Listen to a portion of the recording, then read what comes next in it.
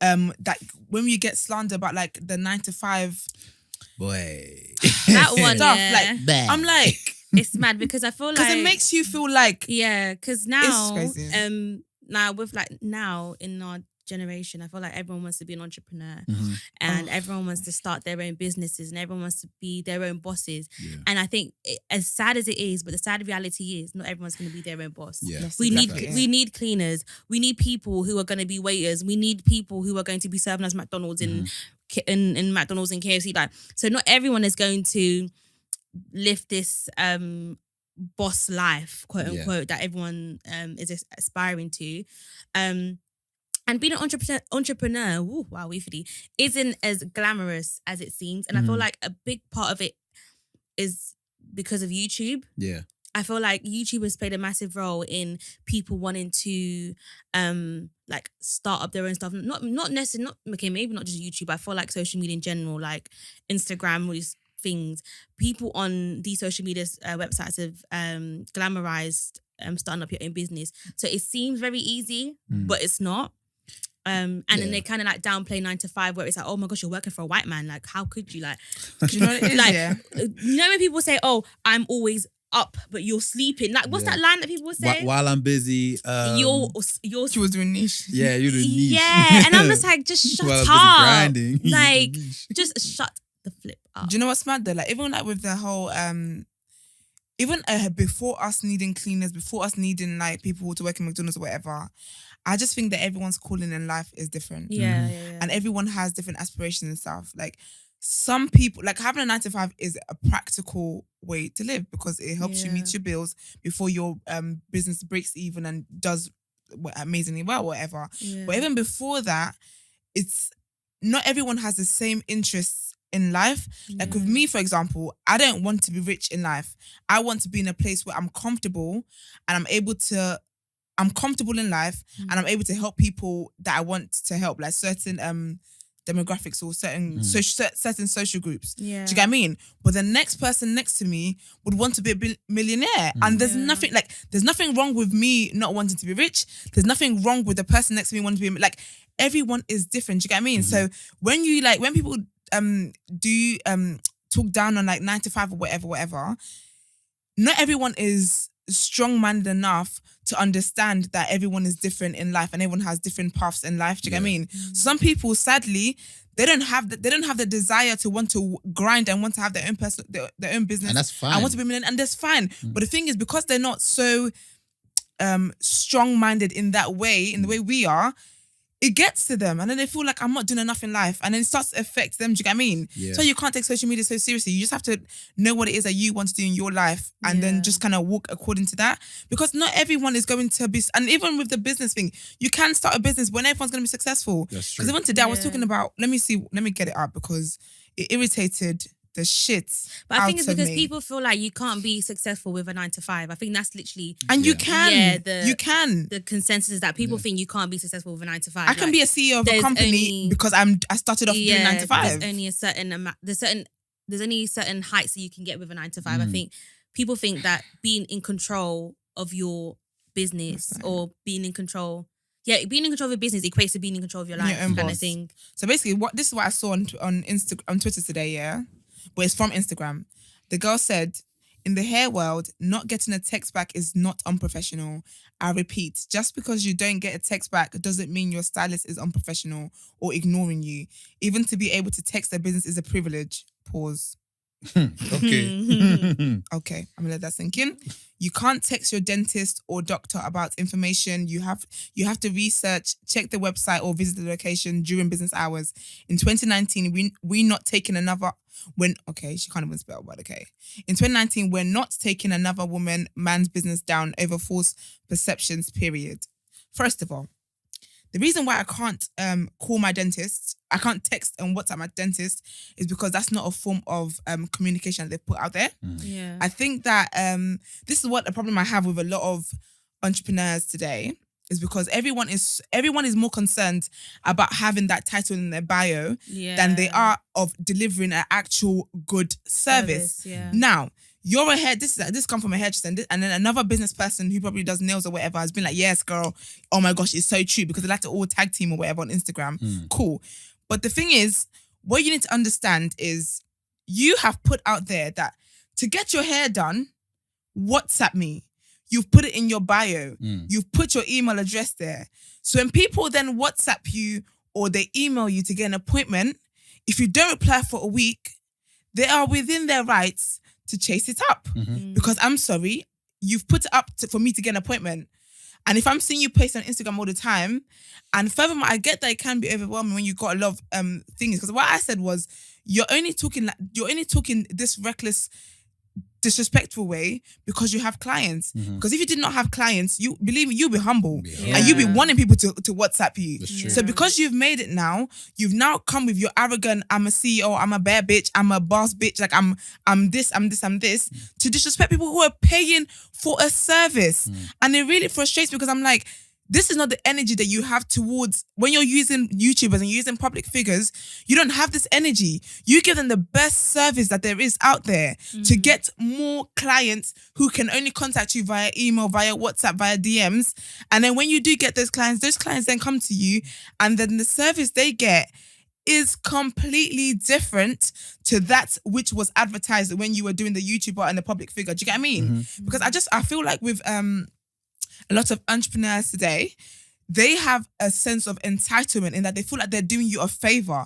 I'm not saying that I want you to give me a thank you card every time I patronize your business. But what I am saying is that you respect me and you respect the fact that I work hard for my money. And because I work hard for my money, you respect the fact that I am patronizing your business and I'm helping you build your brand. Do you get what I mean? Yeah. So like, don't come and speak to people anyhow. And because the things I see on Instagram, the statuses I see, it's mad. I'm like, who are you talking to? Like, how are you getting bookings? I've had to follow people like that because I'm like, how are you getting bookings? Speaking to your clients like this? Yeah, you know the thing is, I feel like am I going to come back? I feel like a lot of these entrepreneurs are the product of their own failure, and the reason I say the reason I say that is because like, you can reach a certain amount of success because you're good at what you do and because you have certain people promoting what you do as well. Yeah. That's great. You'll have customers coming in, but your potential of what you can fulfill could be so much greater, but you won't reach that heights because of basic things like communication. Yeah. So if you're amazing at your job, you have great people like who are promoting your business.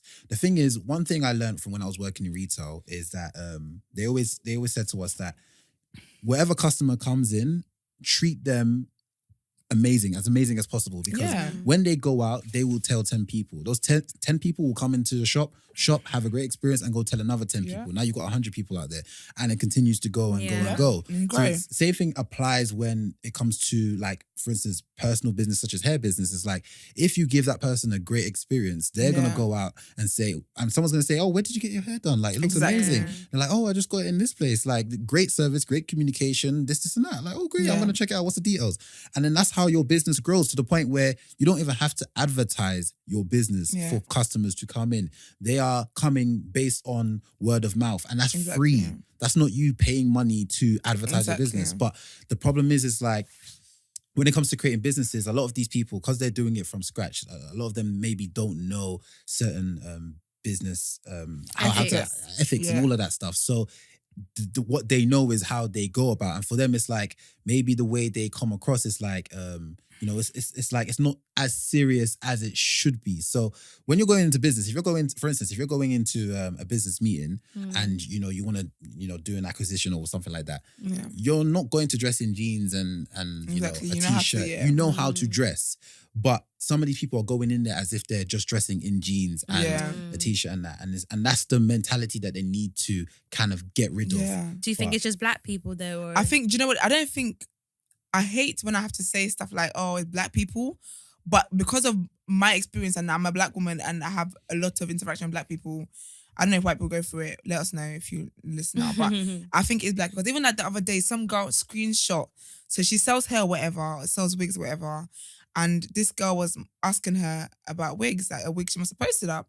And she was like, oh, how much is it? But she told her the price, like, it's going to be this. And the woman goes, oh, like, I can't afford that. Like, I can't afford that, whatever. But I think, like, from the way the conversation was, is that, when because obviously when you watch people, when you like see creatives or whatever, because you got followers or whatever, your followers kind of get a bit comfortable and they kind of get to know you kind of like on a personal level. Yeah. And which can be a good thing, but sometimes people get too familiar. But anyway, so the woman says to her now she can't afford it, but then she says, the girl goes, "Oh, what's your budget?" She goes, "Oh, my budget is this." But then she goes on to say, "My budget is this, but also because I've kind of got I've got twins and so I've got to kind of prioritize what I'm doing." Now, I don't think there's anything wrong with her saying that, but the business owner took that as the woman trying to like kind of emotionally blackmail her or something. Okay. And then she screenshot a potential client's conversation and put it on the timeline. You're written to off. Shame her. You're written off after that. But you know what's funny with those type of situations? Yeah, I can guarantee you she'll get another client tomorrow. And I feel like the reason why these Instagram people or these whatever they want to call them, they're not being taught a lesson online is because we as clients keep going back. Yeah. We keep going back because we it's like, oh yeah, but she does my hair nice. I haven't had that experience with her, so maybe it was just you. Like, yeah, I feel like that's a lot. And I feel like we find it very hard. We're wishing that we're gonna get something different. Yeah, and I feel like we find it very hard to cancel people or cancel businesses. Oh, you get me started on this. Like one. cancel we're gonna get to that in a minute. No, cancel businesses or cancel people in general. So it's like when you talk about certain things, it's like, for example, someone can go to a store and have security guard following them, whatever, and it's like, oh, but I went in there and I wasn't treated like that. That's that's fine. Yeah. But it's like, okay, but that was your experience, so I'm not gonna stop shopping there because you got followed around in the store. So I feel like a lot of these people, a lot of these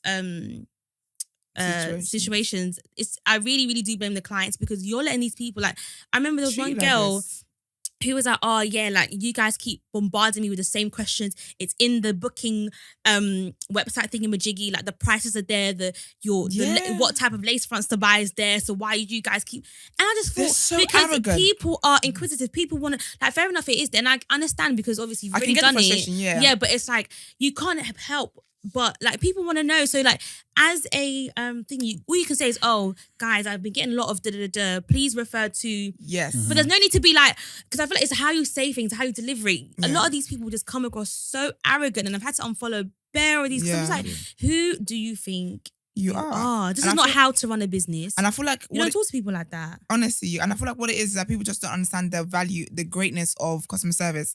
Like with me, I will if I see that you're rude, like to even other clients or whatever, or you like to screenshot your clients, stuff like that, I'm off it. Yeah. With me, if I go to one person who does something well for me, if you do it well for me, I brag about you different. Like my lashes always get done. I might as well plug her right now. Lashed Up London, okay? Always does my lashes. And with her, it's like I was able to form a relationship with her. Like she gets, because her lashes are banging, she gets a lot of clients. She gets people constantly asking like, oh, how much is it? And all the information really is there. But she'll be like, oh, babe, just check. She'll send you the link or do you get what I mean? Or whatever. Or sometimes like what you said, she'll put it in her story like, oh, I get a lot of questions about this. If you want to know more styles and whatever, I detail them in the pictures. And there's my booking link is there. And there's pictures so you can refer to that. If you have any more questions outside of that, let me know. But they're so arrogant. Another thing I want to say as well, people are quick to start a business and quick and add CEO in the bio. Let me tell you because what CEO it looks means. fancy. Let me read to you what the definition is. I'm so done. A CEO is a chief executive officer, the highest ranking person in a company or other institution, ultimately responsible for taking managerial decisions. Now, if you're the only person in your company, you're not a CEO. You're the only person there. This title is going to go to you by default. So that's like, it's not a big deal. Like you want to make it, you're trying to make it. And I feel like what it is, people are just more caught up with having bare little titles and whatever in the bio than they are delivering good customer service to people. But I think as well, it's like a case of there isn't solidarity within the community when it comes to people being mistreated. Even when you think of like districts and stuff, even when all that was happening, people were like, well, I got in. Yeah. Like, I got in.